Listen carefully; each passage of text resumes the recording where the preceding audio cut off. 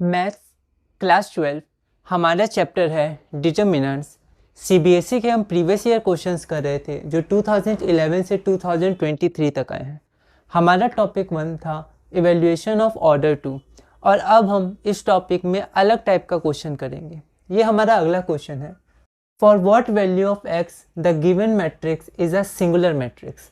तो हमारे पास ये एक गिवन मैट्रिक्स है, ये मैट्रिक्स सिंगुलर मैट्रिक्स से दिया हुआ है, तो आपको x की वैल्यू फाइंड करनी है।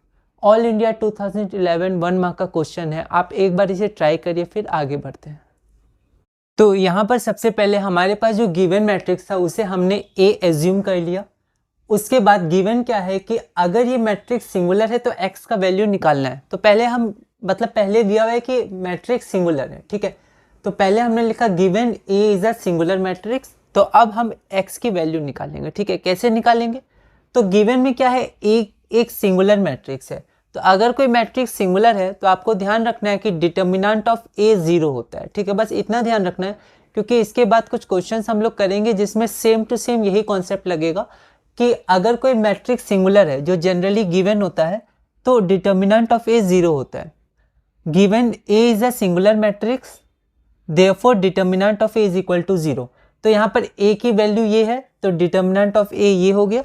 इसको हमने एक्सपेंड कर दिया, यहाँ हमने लिखा नहीं दोबारा, 1 मार्क का क्वेश्चन है, इतना सफिशिएंट है। इसको यहाँ एक्सपेंड किया, एक्सपेंड करते समय आपको माइनस का ध्यान रखना है। फिर इसको यहाँ सॉल्व किया तो हमारे x की वैल्यू 4 आ गई। x इक्वल टू 4 के लिए ये जो मैट्रिक्स है, ये मैट्रिक्स आपका सिंगुलर मैट्रिक्स होगा, ठीक है।